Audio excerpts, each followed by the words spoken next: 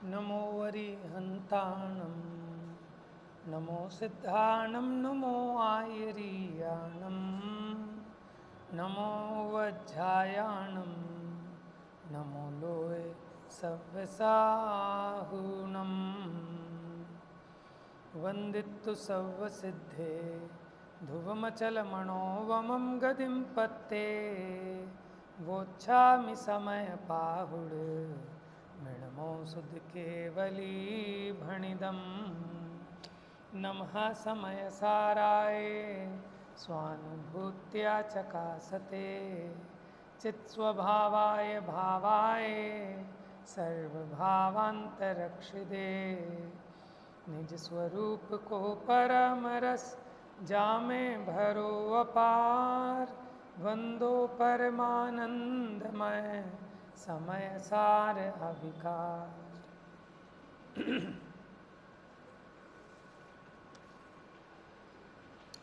तो कल हमारी चर्चा ये चली थी कि मोक्ष मार्ग में विशुद्ध भाव की क्या भूमिका है।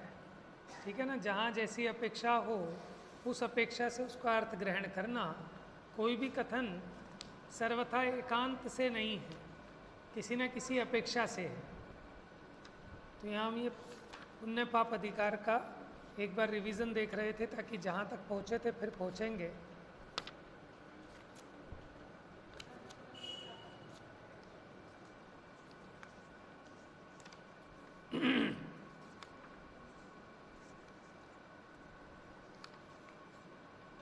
Page number 378, 378।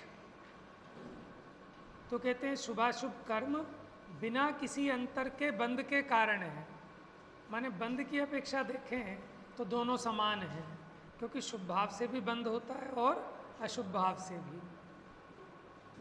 ज्यों लोह की त्यों कनक की जंजीर जकड़े पुरुष को इस रीति से शुभ या शुभ कृत कर्म बांधे जी।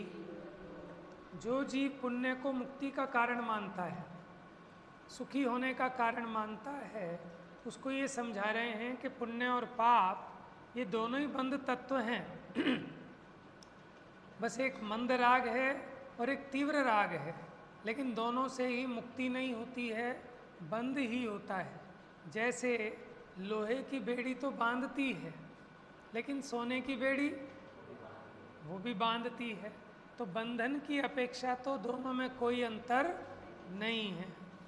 आगे आइए, अब दोनों कर्मों का निषेध करते हैं। कौन से दोनों कर्म? शुभ कर्म और अशुभ कर्म। Page number 380। इससे करो नहीं रागवा संसर्ग उभय कुशील का, इस कुशील के संसर्ग से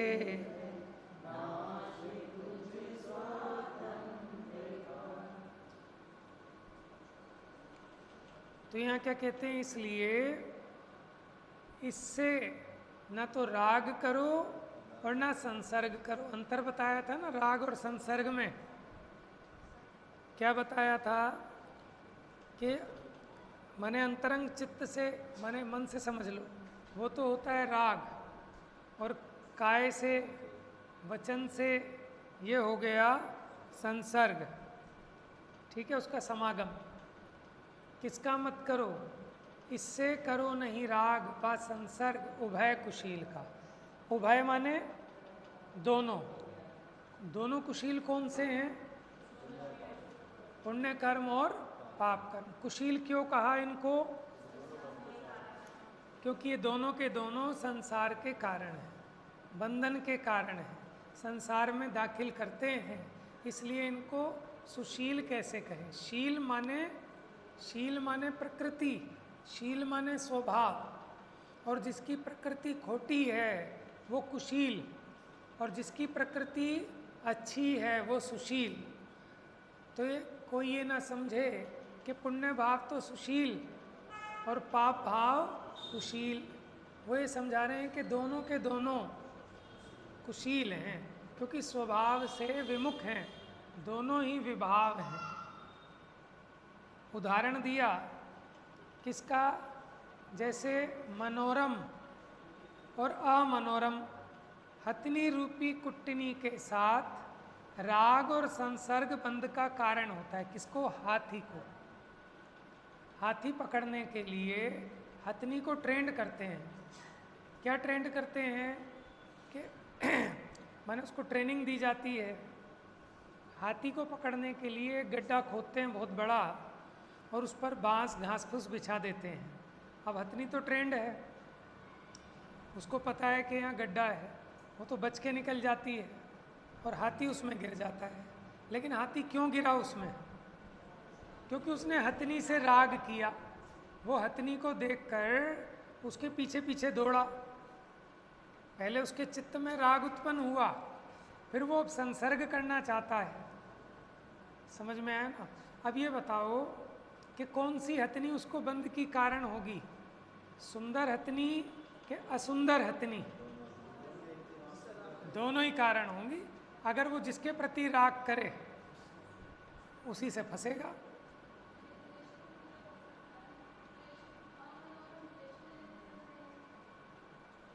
देखो ये तो द्वेष में निमित्त तो बन जाएगी, लेकिन वहाँ हाथी कौन सा द्वेष कर रहा है उससे? ये तो उदाहरण दे रहे हैं, वो तो सब सारी कसाएं गर्भित हो जाएंगी।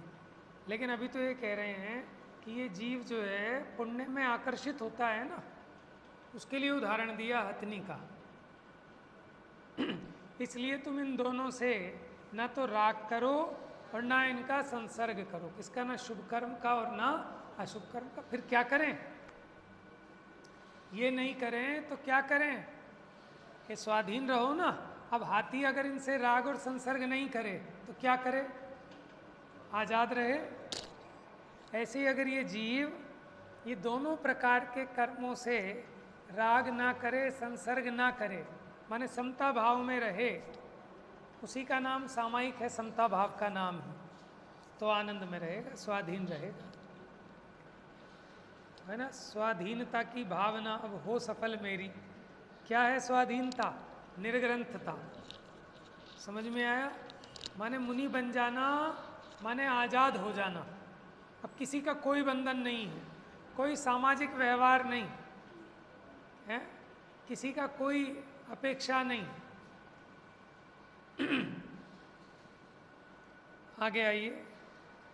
अब ये दो गाथाएं हैं 148 149 नंबर की, पेज नंबर 381 पर दृष्टांत देते हैं कि दोनों कर्म निषेध करने लायक हैं। जिस भांति कोई पुरुष कुत्सित शील जन को जान के संसर्ग उसके राग करना परितजे, यों कर्म प्रकृति शील और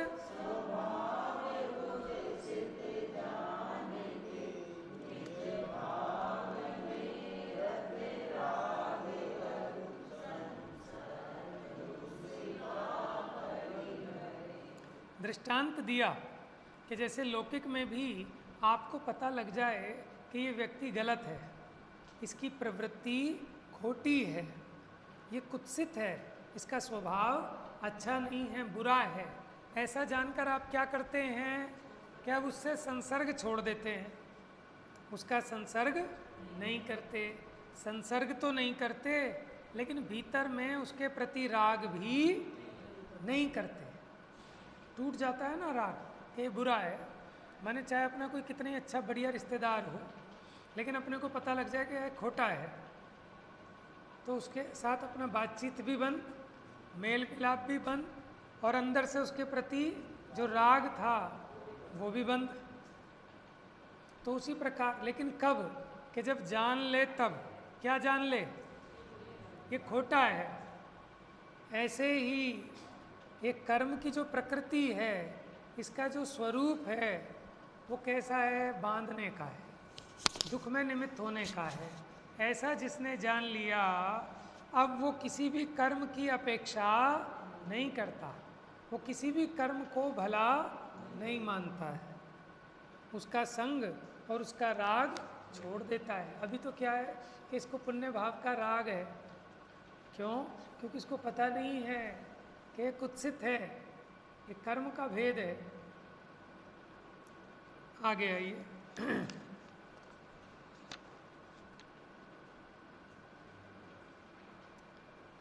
गाथा 150 पेज नंबर 383। अब ये कहते हैं कि दोनों ही कर्म बंध के कारण है और निषेध करने लायक हैं। जीव रागी बांधे कर्म को वैराग्यगत मुक्ति लहे, ये जिन प्रभु उपदेश है नहीं रक्त हो। क्या कह रहे हैं कि कर्म को कौन बांधता है? कि जो उससे राग करता है, जो उसमें आसक्त होता है। कौन सा हाथी वो गड्ढे में गिरता है?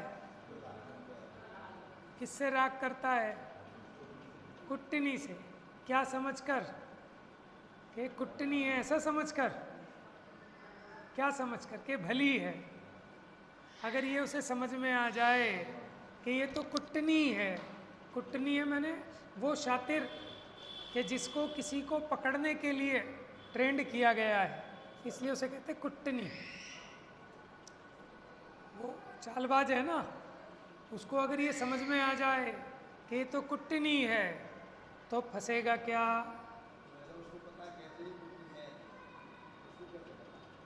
अरे एक बार फंस गया, समझ में आया, या उसको भनक पड़ गई, भाई सैनी पंचेंद्रिय है।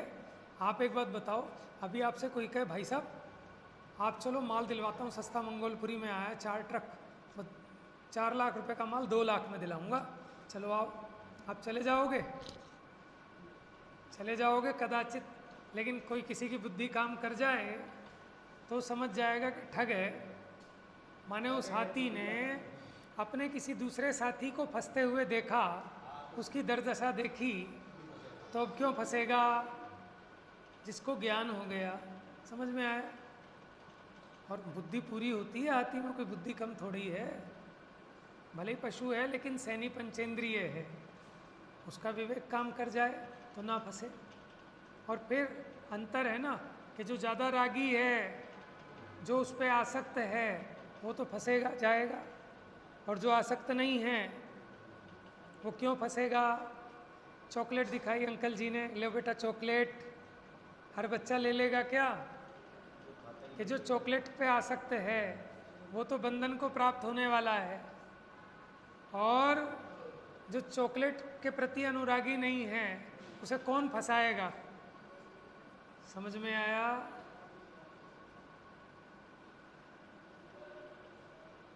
तो ये तो उदाहरण था। तो कौन जीव फंसता है? कि जो रागी है। किसके प्रति? कर्म के प्रति। कौन से कर्म के प्रति? शुभ कर्म के प्रति। अशुभ कर्म के प्रति तो इसलिए नहीं है क्योंकि उसे समझ में आ रहा है कि उसके फल में तो प्रतिकूलताएं मिलेंगी। लेकिन चाहने से ऐसे नहीं होता ना, काम तो सारे वही कर रहा है, करनी तो सुधार नहीं रहा ना, तो कर्म तो वही बन रहा है। इसको संसर्ग तो उसका ही कर रहा है। अंदर में आसक्ति तो पुण्य कर्म की है, लेकिन संसर्ग पाप कर्म रूप कर रहा है। तो रागी बांधे कर्म को वैराग्यगत मुक्ति लहे। वैरागी को कौन बांध सकता है? वो चारों रानियां, विनयश्री, कनकश्री और क्या नाम थे, पद्मश्री, और बोलो बच्चों ने पाठ पढ़ा है जम्पू स्वामी का? बोलो, विनयश्री, कनकश्री, पद्मश्री, रूपश्री होगी, चलो ठीक है। हालांकि ये प्रयोजनभूत नहीं है, लेकिन फिर भी इसलिए कि पढ़ा कि नहीं पढ़ा। तो उन चारों को इतना घमंड था अपने रूप पर। घमंड माने आप ये समझ लो, उसको इतना भरोसा था कि कोई नहीं, एक बार शादी हो जाए फिर तो हम अपने रूप के जाल में, अपनी वाक चातुर्य में, ठीक है ना, अपनी कला से उसको ऐसा फंसा लेंगे कि सब वैराग वैराग सब एक तरफ धरा जाएगा। और उसने पहले ही शर्त रख दी थी कि भाई मैं सिर्फ शादी करूंगा और अगले दिन सुबह दीक्षा लेके चला जाऊंगा। फिर भी वो राजी हो गई। उन्होंने कहा एक रात बहुत है, समझ में आया, और सबने समझाया। और अगले दिन सुबह क्या हुआ कि वो भी साथ में चली गई, समझ में आया, दीक्षा लेके। और वो तो चली गई। वो जो 500 चोर आए थे विद्युत चर आदि चोरी करने, जब उन्होंने उनकी तत्व चर्चा सुनी तो देखो उनकी होनहार, उनके भी भाव पलट गए। देखो तत्व विचार की महिमा है, देखो तत्व चर्चा कितनी उपयोगी है। चोर थे, चोरी के अभिप्राय से आए थे, लेकिन वो चर्चा जब कानों में पड़ी है, अरे जिसके पास ये सब कुछ है और वो उसे छोड़ के जाने तैयार है, और जिसको ये छोड़ के जा रहा है मैं उसे लूटने तैयार हूँ। देखो भेद विज्ञान काम कर गया है। जगत को लगता है कि बेचारे दुख में चले गए, कोई भरी जवानी में दीक्षा ले ले, कह रहे इतने लाख का पैकेज था इस लड़के का, 25 साल के लड़के ने दीक्षा ले ली। तो लोगों को पछतावा सा होता है कि इसकी, मैंने कहते कुछ नहीं लेकिन अंदर में सोचते हैं बेवकूफ़ है, मति भ्रष्ट हो गई, दिमाग खराब हो गया इसका। लेकिन दिमाग खराब हो गया कि सही हो गया? लेकिन हम सारे दिमाग खराब वाले हैं ना, तो हमारी टोली से कोई बाहर जाता है तो हमें लगता है बेवकूफ़ है। अज्ञानी को ज्ञानी मूर्ख दिखता है, समझ में है ना, दोनों एक दूसरे को उल्टे दिखते हैं ना, लेकिन है कौन उल्टा?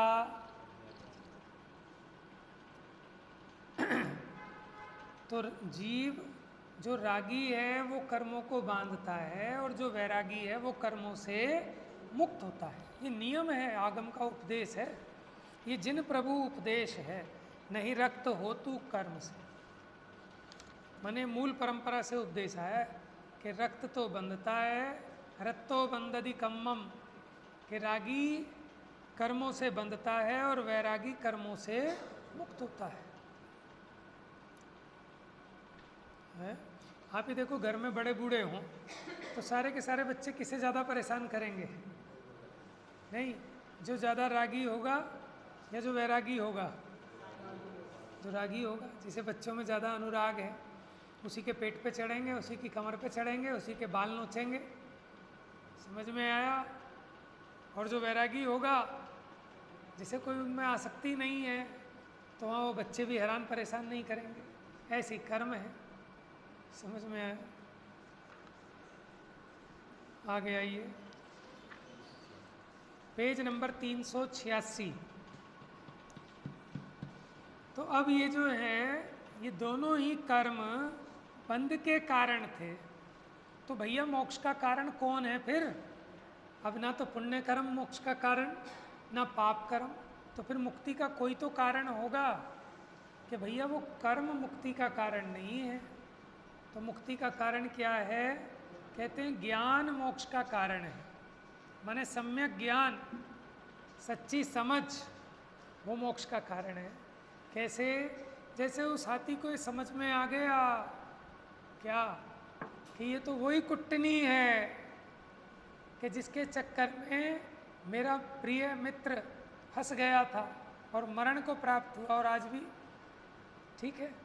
अब ऐसा जिसको ज्ञान उदित हो गया, अब बताओ वो मुक्त होगा कि बंधेगा? हाथी पकड़ना आसान बात है क्या? ऐसी जीव को बांध ले, ऐसी कर्मों में ताकत है क्या? है वो पुद्गल जीव को बंध में डाल सकें, ऐसी पुद्गल में चेतना ही नहीं है। ये तो खुद ही बनता है अपने राग से, अपनी अज्ञानता से। वो हाथी खुद ही फंसा है, नहीं तो किसी की क्या मजाल जो पकड़ ले उसे। परमार्थ है निश्चय समय शुद्ध केवली मुनि ज्ञानी है।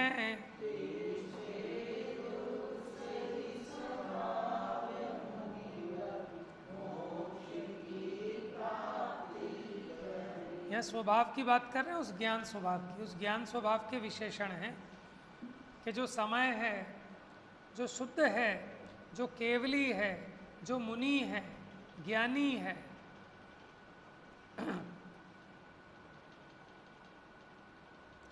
उस स्वभाव में स्थित मुनि निर्वाण को प्राप्त होते हैं। ये किसके विशेषण हैं? ये उस ज्ञान स्वभाव के विशेषण हैं। कैसा है वो ज्ञान स्वभाव? कि वो परमार्थ है, परम पदार्थ है, समय है, शुद्ध है, केवली है। केवली माने होता है अकेला, उसे किसी की आवश्यकता नहीं है, किसी की सहायता की आवश्यकता नहीं है। मुनि है, मनन से मुनि बना है, ज्ञानी है। ऐसे स्वभाव में जो स्थित हुए वे मुनीश्वर निर्वाण को प्राप्त करते हैं। कैसे स्वभाव में? ज्ञान स्वभाव में। तो इसका मतलब ज्ञान मोक्ष का कारण है। और जो पुण्य और पाप में स्थित होते हैं वो संसार में भटक, क्योंकि ज्ञान बंध का कारण नहीं है। आगे आइए 152 नंबर गाथा। अब कहते हैं कि भैया आगम में भी ज्ञान को ही मोक्ष का कारण कहा है, क्योंकि बिना ज्ञान के आप कुछ भी करें, आचार्यों ने उसको बच्चों की लीला कहा है, बाल व्रत कहा।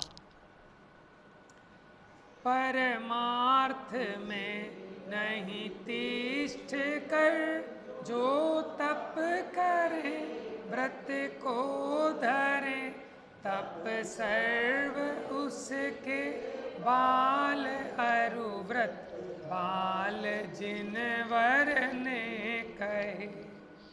हाँ, कि जो परमार्थ में स्थित नहीं है। परमार्थ क्या कहा था अभी? वो जो ज्ञान स्वभाव, जो उसमें स्थित तो नहीं है, और तप करे खूब, व्रत भी पालन करे, लेकिन उसके सारे तप और व्रत वो कैसे हैं? बाल तप और बाल व्रत। जैसे बच्चा देखा देखी कि आज पापा ने खाना नहीं खाया तो हम भी खाना नहीं खाएंगे, मम्मी ने आज उपवास किया तो हम भी उपवास करेंगे, लेकिन उसका उपवास किसी काम का नहीं है। उसको क्या पता है बच्चे को? समझ में आया? तो ऐसी जैसे बालक की क्रीड़ा है, ऐसे बिना ज्ञान स्वभाव को जाने जो कुछ भी क्रियाएं हैं वो है ना, आत्म अनात्म के ज्ञानहीन, जे जे करनी तन करन छीन, ते सब मिथ्या चारित्र त्याग। माने आत्मा और अनात्मा, इसके ज्ञान बिना जो भी क्रियाएं हैं वो सब शरीर को सुखाने वाली तो हो सकती हैं, लेकिन कर्म को सुखाने वाली नहीं। और उन सबको तो क्या कह दिया? मिथ्या चरित्र कह दिया। आगे आइए 153 नंबर। तो अब ये सिद्ध किया कि ज्ञान ही मोक्ष का कारण है और अज्ञान बंध का कारण है। अच्छा एक बात बताओ, वो जो हाथी फंसा, प्रश्न है ये, वो जो हाथी फंसा गड्ढे में गिरा, ज्ञानम क्वेश्चन है ये, आंसर बताना है। जो हाथी फंसा गड्ढे में गिरा किस कारण से? ऑप्शन दे रहा हूँ, ऑप्शन सुनो। किस कारण से गिरा? नंबर 1 हथनी के कारण, नंबर 2 गड्ढे के कारण, गड्ढा बहुत बड़ा था, गहरा था, नंबर 3 अपने अज्ञान के कारण, नंबर 4 अपनी उस आसक्ति के कारण, उसमें जो राग है उसके कारण। बताओ। अज्ञान के कारण, राग के कारण नहीं। देखो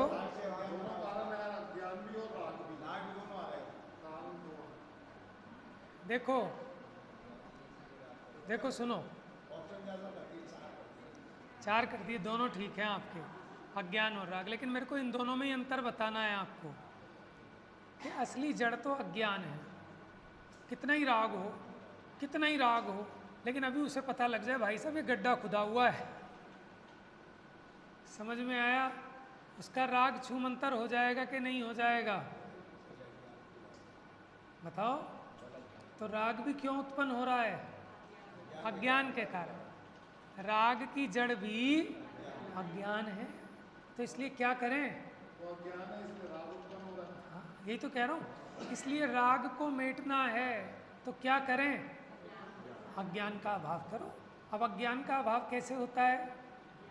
बस ज्ञान करो। अज्ञान मेटने के लिए कुछ नहीं करना, अंधेरा दूर करना है। कैसे करें भाई अंधेरा दूर? बताओ। कि तसले और फावड़े लाओ, 50 लेबर लगाओ, कि फावड़े से उठा उठा के तसले में भर भर के बाहर फेंकेंगे अंधेरा। कैसे करें अंधेरे को दूर? ये तो आपने प्रकाश किया, मोमबत्ती जलाई, हमें तो अंधेरा दूर करना है। लेकिन भाई साहब मोमबत्ती नहीं जली थी, इसी का नाम अंधकार था। मोमबत्ती जल गई तो अंधकार नष्ट हो गया अपने आप। उसी प्रकार ये राग अज्ञानता से उत्पन्न होता था, समझ में आया? और जब ज्ञान हो गया तो राग उत्पन्न ही नहीं होगा। आप लगा लो अपने ऊपर भी, आपको राग, किसी भी चीज़ का राग हो, ठीक है, मैंने कोई चीज़ आपको पसंद है, आपने कहा साहब हम तो ये खाएंगे, मैं कहा लो साहब, और जब हमने आपको उसका दिग्दर्शन करा दिया ढंग से, उसकी प्रोसीजर बता दी, दिखा दिया, देखो साहब कितने कीड़े हैं इसमें, जब आपको उसका सही ज्ञान हो गया, अब वो राग रहेगा कि नहीं रहेगा ये बताओ? आप रसगुल्ले के बड़ा आपको वो था, लेकिन हमने दिखा दिया देखो इसमें कीड़े पड़ रहे हैं, अब बताओ राग रहेगा कि भाग जाएगा? देखो राग उत्पन्न हो इसलिए रहा था कि अपनी अज्ञानता से उसे सुख का कारण दिख रहा था, समझ में आया? माने मुनिराजों को इन 5 इंद्रिय के विषयों में राग क्यों नहीं होता, वो हमारा छूटता क्यों नहीं? बताओ। समझ में आया? तो कैसे छूटेगा फिर? कैसे छोड़ेंगे? कि सच्ची मान्यता को ग्रहण करो कि कहाँ है सुख, माने सुख जहाँ है उसे देखो, उसे पहचानो, उसकी खोज करो, और वहाँ सुख दिख जाएगा तो समझ में आ जाएगा कि नकली है, ये नहीं है।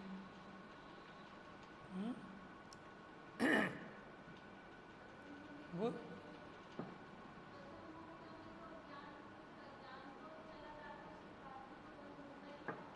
हाँ बहुत बढ़िया, ये बात मैं भी कहने वाला था कि जो सम्यक दृष्टि है उसके तो अज्ञान चला गया, लेकिन उसको भी राग तो होता है, राग होता है, लेकिन ऐसा राग थोड़ी होता है कि गड्ढे में जाके गिर जाएगा। बात समझ रहे हो? तो जो नहीं होता, ठीक है ना, उसी अपेक्षा समझना। देखो जो हाथी वहाँ गड्ढे में नहीं फंस रहा, राग तो उसको भी हो रहा है, लेकिन ऐसा राग नहीं हो रहा कि उसके पीछे पीछे भाग ले और गड्ढे में जाके गिर जाए। वो बच्चा जो नहीं मना कर रहा है चॉकलेट नहीं खानी, चॉकलेट से राग तो उसको भी हो रहा है, जीभ तो उसकी भी लपलपा रही है, लेकिन फिर भी मना कर रहा है। राग तो है, लेकिन विवेक है ना, तो वो राग ऐसा आप सिद्धांत में समझ लेना, माने अनंतानुबंधी वाला नहीं है, क्योंकि अगर अनंतानुबंधी का हो तो फंसे ही फंसे। और फिर आगे चलो, चलो अब दूसरी अपेक्षा भी चलो कि ठीक है सम्यक दृष्टि भी है, लेकिन अभी जितना उसके उपयोग में नहीं है ना, तो उतना दुख भी तो भोग रहा है। 3 कसाए चौकड़ी है ना, तो उतना फंसा हुआ है, उतना दुखी भी है। अब जब उसकी 3 कसाए चौकड़ी का अभाव हुआ, उतना राग मिटा, तो उतना सुखी हुआ कि नहीं हुआ है? तो उतना उतना अज्ञान भी है उसका, वो चलेगा साथ में, वो तो हम मिथ्या ज्ञान की अपेक्षा।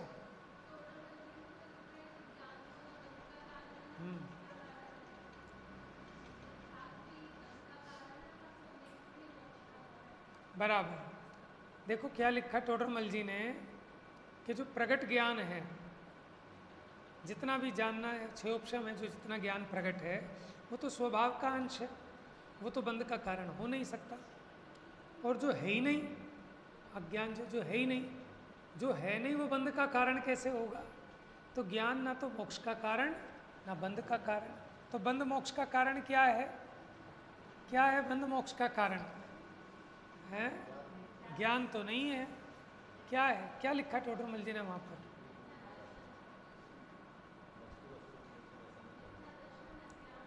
कौन से अधिकार का प्रकरण है? तीसरे चौथे का है ना? तो वहां जो विवक्षा है वहां तो ये सिद्ध करना है कि जो रागादिक हैं ये बंध के कारण है। वो ये समझता है कि मैं इसको जान लूंगा तो उससे मेरे को बंद हो जाएगा। ये उस प्रकरण में है। बिल्कुल बिल्कुल सही कहा आपने। वहाँ जो उन्होंने कहा ना कि आप मिथ्यात्व के कारण क्यों कहते हो, आप तो क्योंकि उसको जानता नहीं है तो ज्ञानावरणी को कारण कहो। आप दर्शन मोह को कारण क्यों कह रहे हो उस मिथ्यात्व का? तो वहाँ उन्होंने इस चर्चा को छेड़ा है कि ज्ञानावरणी के उदय से तो ज्ञान नहीं होता, अब जो है ही नहीं वो बंध का कारण कैसे होगा? और उसके क्षयोपशम से जितना भी अभी प्रकट है वो स्वभाव का अंश है। अगर स्वभाव ही बंध का कारण हो तो बंध से छूटने का उपाय क्या होगा? तो इसलिए उन्होंने कहा कि एक अलग कर्म है, वो मोह कर्म का उदय, दर्शन मोह का उदय। वहाँ वो चर्चा ली है। बिल्कुल गजब पकड़ा आपने, एकदम वही कि चौथा अधिकार जहाँ जीवादि प्रयोजन भूत तत्वों की चर्चा है, वहाँ 7 तत्वों की चर्चा के बाद उन्होंने फिर उसका कारण पूछा कि ये जो उल्टा ग्रहण करता है उसमें कारण कौन कर्म है? तो उल्टा जान रहा है तो ज्ञानावरणी होना चाहिए। उन्होंने कहा नहीं। फिर उदाहरण दिया कि कोई द्रव्यलिंगी है, ज्ञान तो उसका बहुत है,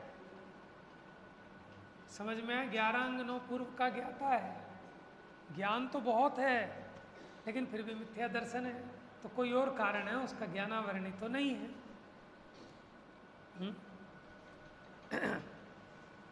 यहाँ जो हम चर्चा कर रहे हैं वो सम्यक ज्ञान की अपेक्षा कर रहे हैं, वहाँ उन्होंने ज्ञान स्वभाव की अपेक्षा की है। सम्यक ज्ञान माने वो सम्यक्त्व के साथ जो ज्ञान है वो सम्यक ज्ञान।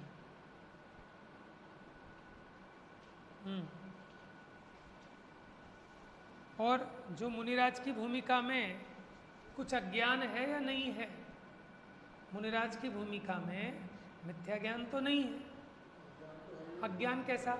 माने जब अपने स्वरूप माने ज्ञान का विषय ज्ञान ना होकर, ठीक है ना, बहिर्मुखी उपयोग होता है, हम उसको भी किसी अपेक्षा अज्ञान कह सकते हैं।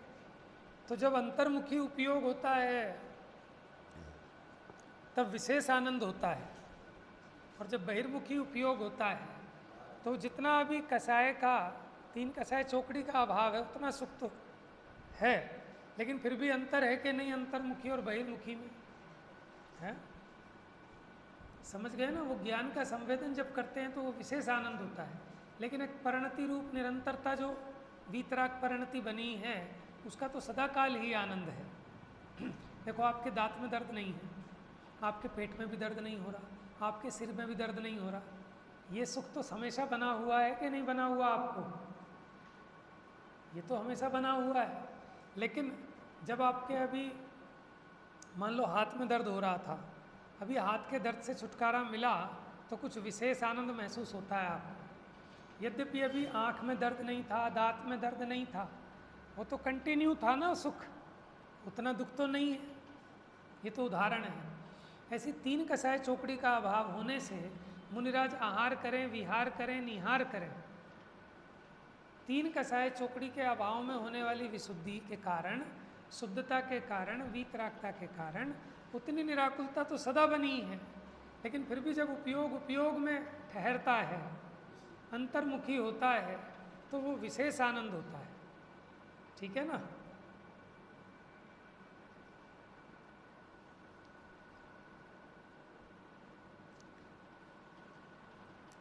आइए पेज नंबर 389, गाथा 153। व्रत नियम को धारे भले, तपशील को भी आचरे, परमार्थ से जो बाह्य वो निर्वाण, जिसे अपनी खबर नहीं, अपने स्वरूप की खबर नहीं, सात तत्वों की खबर नहीं, जो परमार्थ से बाहर है, वो भले ही व्रत करे, नियम करे, तप करे, लेकिन वो निर्वाण को प्राप्त नहीं होता। हाँ, वो भी जब अपने स्वरूप में स्थिर हो तो निर्वाण को प्राप्त हो। 155 नंबर गाथा चलनी है, वो कल से चलेगी, फिर 54 तो पढ़ लेते हैं। अब फिर भी पुण्य कर्म के पक्षपाती को समझाने के लिए उसका दोष बताते हैं। 392 नंबर पेज 392। कल के विषय के संबंध में किसी का कोई प्रश्न हो तो पूछ लेना, ठीक है ना, संशय मत रखना। जो हमने कल कहा था कि विशुद्ध भाव वो मुक्ति का परंपरा से हेतु कहा है, तो कोई संशय मत रखना। कोई भी संशय हो तो उसका समाधान कर लेना, ठीक है ना, लेकिन संशय भी तब होगा जब विचार करोगे। देखिए, परमार्थ बाहिर जीव गण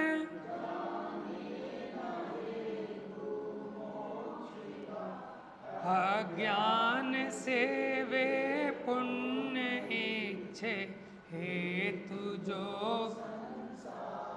अभी गड़बड़ हो क्यों रही है कि जो परमार्थ से बाहर है जीव, जो अपने ज्ञान स्वरूप को नहीं पहचानता, ठीक है, तो वो उसे पता ही नहीं कि मुक्ति का कारण क्या है, कि ज्ञान स्वभाव का आश्रय वो मुक्ति का कारण है, ऐसा उसको नहीं पता।